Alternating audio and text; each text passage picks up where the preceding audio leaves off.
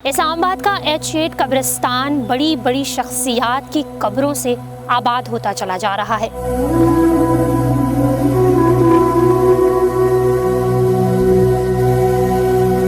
رحمان ملک جو 23 فروری کو اسلام آباد میں انتقال کر گئے تھے، ان کے بہن بھائیوں کے ساتھ ان کا کیسا ریلیشن شپ تھا؟ میرے سے بڑے تھے رحمان ملک صاحب۔ بہت کم لوگ اللہ پاک نے ایسے پیدا کیے ہیں جنہوں نے اس طرح کی ترقی کی ہو۔ کبھی میں اداس ہوتا ہوں اب تو میں ان کی قبر پہ فاتحہ کہنے کے لیے آ جاتا ہوں، تو انہوں نے ہمیشہ مجھے باپ والی پیار دیا۔ رحمان ملک جنہوں نے اپنی ساری زندگی پیپلز پارٹی کے نام کر دی۔ کبھی میرے سے بھی ان سے ہو جاتی تھی تو ہنس پڑتے ہوتے تھے، کبھی بھی نہیں غصے کا اظہار نہیں کرتے تھے۔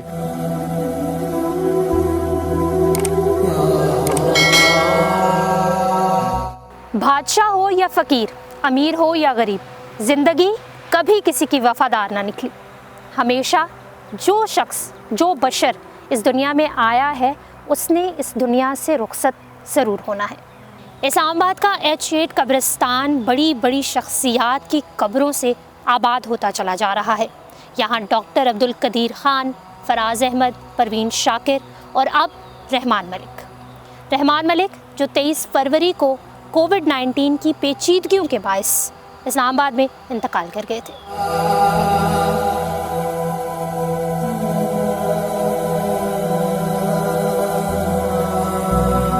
رحمان ملک جنہوں نے اپنی ساری زندگی، اپنی ساری سیاسی زندگی پیپلز پارٹی کے نام کر دی اور اسی پارٹی سے وابستگی رکھی۔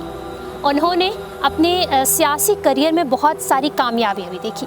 وہ وزیر داخلہ رہے پیپلز پارٹی کے دور میں، اور جب بے نظیر بھٹو شہید اس دنیا سے رخصت ہوئی تو وہ ان کے ساتھ موجود تھے۔ رحمان ملک جب FIA ڈائریکٹر بنے تو ان کے نام کا ڈھنکا بجتا تھا، لوگ ان کے نام سے بھی کانپتے تھے اور خوف رہتا تھا۔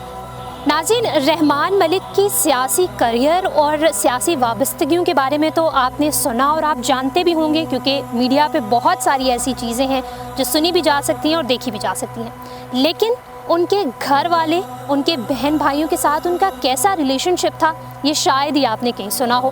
لیکن آج ہم آپ کو ایکسکلوسیو ان کے بھائی، چھوٹے بھائی کے ساتھ جو ان کا رشتہ تھا وہ دکھائیں گے۔ ان کے چھوٹے بھائی سے ہم بات کریں گے، وہ آپ کو سنوائیں گے، اور ساتھ ہی ساتھ ان کے دوست کے ساتھ ان کے کیسے تعلق تھے وہ بھی آپ کو سنواتے ہیں۔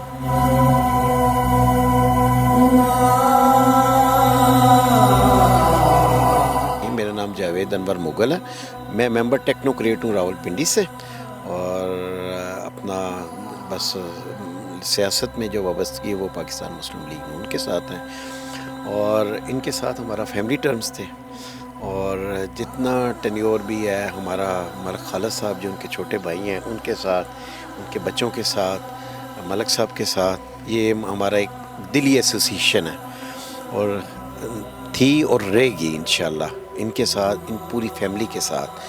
تو جب دل پریشان ہوتا ہے ہم دونوں کا تو ہم پھر دونوں اس جگہ پہ آ جاتے ہیں، آ کے دعا کر کے تو ہم دونوں چلے جاتے ہیں یہاں سے۔ اور رحمان ملک صاحب کے حوالے سے میں تھوڑا سا یہ بتا دوں کہ بہت کم لوگ اللہ پاک نے ایسے پیدا کیے ہیں جنہوں نے اس طرح کی ترقی کی ہو اور اس ترقی کو سنبھالا ہو اور اس میں عاجزی اور انکساری ہو، ٹھیک ہے۔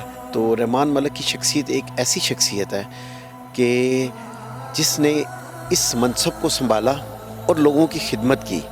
آج آپ کو آف اینڈ آن بہت سارے وقت میں آپ آئیں گے، بہت سارے لوگ ایسے ملیں گے جن کو اب ان سے کوئی غرض نہیں ہوگی اس قبر کے ساتھ، لیکن ان کا دل کی محبت، دل کی گہرائی کے ساتھ اخلاق، یہ ان کا ایٹیچیوڈ ہے جو لوگوں کو اس محبت کو قائم رکھتا ہے۔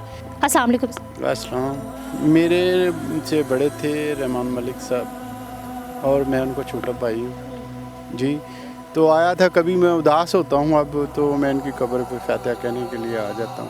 اچھا ملک خالد صاحب، مجھے بتائیں کہ آپ جیسا کہہ رہے ہیں کہ بھائی سب سے کلوز ریلیشن شپ ہوتا ہے بہن بھائیوں کا، اور آپ کے بھائی تھے اور اچانک جو ہے وہ اس طرح ان کی ڈیتھ ہو گئی، تو آپ جب بھی دل پریشان ہوتا ہے تو قبر پر آ جاتے ہیں۔ آخر کیا احساس و جذبات ہوتے ہیں ایک بہن بھائیوں کے ریلیشن؟ میرا یہ تھا کہ میں کیونکہ گھر میں چھوٹا تھا تو میرے والد صاحب جب میں ابھی اتنا نہیں بڑا تھا لیکن میرے والد صاحب فوت ہو گئے تو میرے والد صاحب نے کہا کہ آج کے بعد رحمان یہ تیرا بھائی نہیں ہے تیرا بیٹا ہے. تو انہوں نے ہمیشہ مجھے باپ والی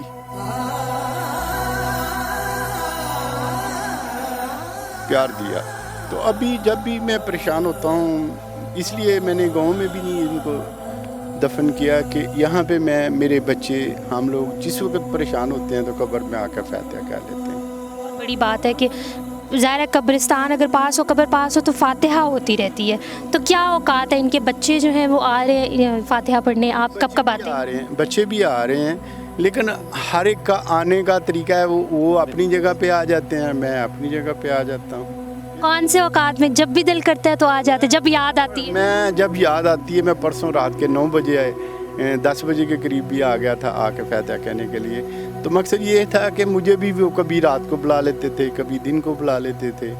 تو اس دن ان کا کوئی دوست آیا تھا تو وہ کہنے لگا کہ چلو خالد چلتے ہیں، میں نے واپس جانا ہے.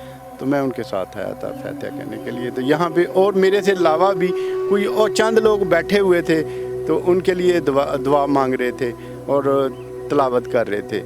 تو میں نے کہا کہ میں ان کو جانتا بھی نہیں تھا کون تھا. تو میں نے ان سے پوچھا کہ آپ آئے ہیں کہاں سے آئے ہیں؟ انہوں نے کہا کہ ملک صاحب ہمیشہ جب بھی ہمیں کوئی پرابلم ہوتی تھی تو ہمیشہ ہماری ہیلپ کرتے تھے. صحیح ہے. اچھا مجھے بتائیں سر کہ ظاہرہ بھائی آپ کی ڈیتھ ہوئی تو اب ان کے جو بچے ہیں اور ان کی جو بیوہ ہیں وہ کہاں پہ اسلام آباد میں ہیں یا باہر؟ ان کی پہلے تو باہر ہوتی تھی لنڈن میں تھی، آج کل پاکستان میں ہی آئے ہوئے ہیں. تو ابھی پاکستان میں ہی ہیں. اچھا مجھے بتائیں کہ جب ان کی ڈیتھ ہوئی تھی کووڈ-19 کی وجہ سے ان کی پیچیدگیوں کی وجہ سے جو ہے وہ ان کی وفات ہوئی، تو کیا وفات کے ٹائم ان کے پاس تھے کوئی؟ انہوں نے آخری کچھ ہوتے کہتے ہیں کہ جب موت قریب ہوتی ہے تو انسان کچھ نہ کچھ بولتا ہے، ایسا کچھ فیل ہوا آپ کو؟ نہیں مجھے یہ تھا کہ جب یہ لنڈن گئے ہوئے تھے تو اس وقت تو نارمل دن تھے. تو وہاں پہ میرا بھانجا ہوتا ہے تو جب وہ تصویر لگی ہوئی تھی محترمہ کی تو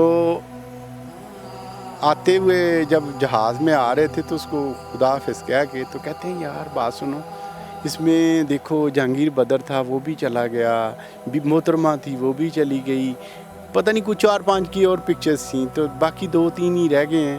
تو لگتا ہے کہ میں شاید نہ آؤں. وہاں سے آتے ہوئے ان کے لفاظ تھے. تو یہ ہے کہ انسان کو پتہ ہوتا ہے کہ ماشاءاللہ ٹھیک ٹھاک، یہ بھی ہوتا ہے کہ چلو بیمار ہیں کچھ نہیں، ماشاءاللہ صحت مند تھے ٹھیک ٹھاک. تو انسان کو پتہ چل جاتا ہے، جو انسان نے پتہ ہے کہ میں نے اللہ کے پاس جانا ہے تو قدرتی فیلنگ محسوس ہوتی ہیں. میں جب آیا تھا تو جب وینٹیلیٹر پہ لے کے جا رہے تھے تو کہہ رہے تھے یار، انہوں نے کسی کو دوست کو میسج کیا کہ یار یہ لگتا ہے ہاسپٹل والے میرے سے کوئی اچھا سلوک نہیں کر رہے. کون سا ہاسپٹل میں تھے؟ الشفا جی. تو سر اب اللہ تعالیٰ ان کی بخشش کرے، آپ کو صبر دے. ظاہر ہے آہستہ آہستہ وقت گزرتا ہے تو صبر آتا ہے، اتنی جلدی تو آتا بھی نہیں ہے. جو ان کا ایک ٹینیور گزرا ہے، اچھا خاصا وزیر داخلہ رہے ہیں، پیپلز پارٹی کے بہت سینئر رہنما رہے ہیں. تو جب ان کی وفات ہوئی تو کون کون سا ڈیلیگیشن جو ہے وہ آئے تھے پیپلز پارٹی میں سے؟ کون کون جو ہے وہ سینئر رہنما آئے تھے؟ پیپلز پارٹی آلموسٹ سینئر قیادت تمام ہی آئی تھی جی، تمام قیادت آئی تھی. اس میں سے سینئر جتنے پولیٹیشین تھے وہ بھی آئے، دوسری جماعت سے بلکہ لوگ زیادہ بھی آئے. دوسری جو مختلف جماعت تھی تمام جماعتوں سے لوگ آئے، بلا تفریق آئے. اور ایک میں اور چیز بتا دوں، میرے گھر میں جب ختم ہو رہا تھا تو ہر قسم کے مذہب کے لوگ بیٹھے ہوئے ختم کے اندر دعا کر رہے تھے. بہت بڑی بات ہے، بہت بڑا جذبہ ہے. ہاں جی. میں یہی بتاؤں کہ میرے کوئی پولیٹیشین ہے، میں نام نہیں بتاؤں گا، بہت ماشاءاللہ سینئر، تو ان کے ساتھ ان کی میری ملاقات ہوئی ان کی کتاب کی رونمائی میں. تو وہ کہتے تھے کہ میں پہلے جب ان کو ملا نہیں تھا نا تو میں ان کے متعلق کچھ اور چیزیں تھیں، جب میں ملا ہوں تو یقین مانے کہ ملک صاحب کی ڈیتھ ہو گئی ہے تو میری وائف نے بھی کہا کہ یار تم میری والد کی ڈیتھ پہ نہیں روئے تو تم ساری رات روتے رہے ہو، تو کیا وجہ ہے؟ تو اس نے کہا یار میرا اتنا پیارا بھائی، جب اس سے میری उनस हुई है तो वो दुनिया से चला गया है।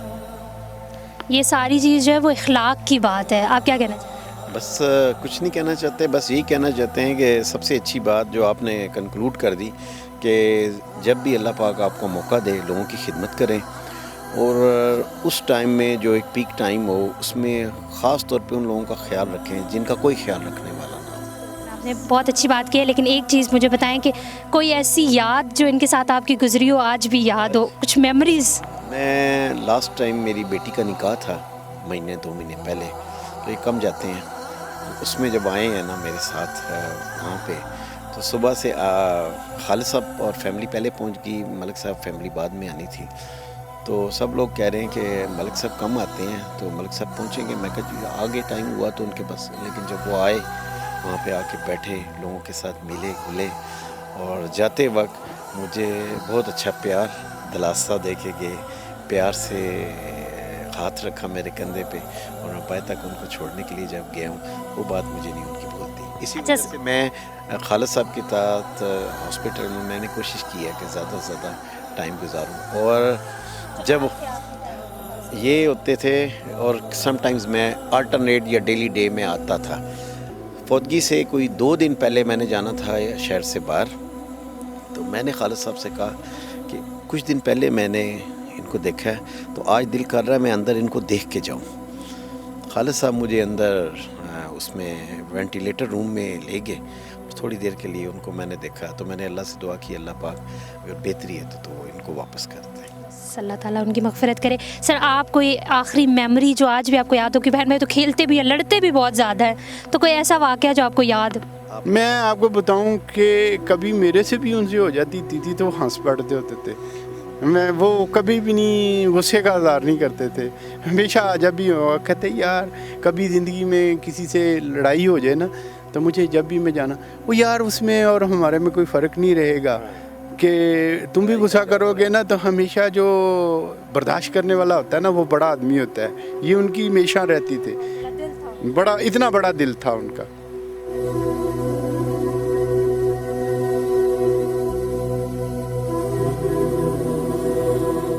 नाज़रीन, रहमान मलिक 4 किताबों के मुसन्निफ़ भी थे, और इसके अलावा उन्हें सितारा शुजात और निशान इम्तियाज़ से नवाजा भी किया था, और कराची यूनिवर्सिटी में PhD की डिग्री भी दी रखी थी।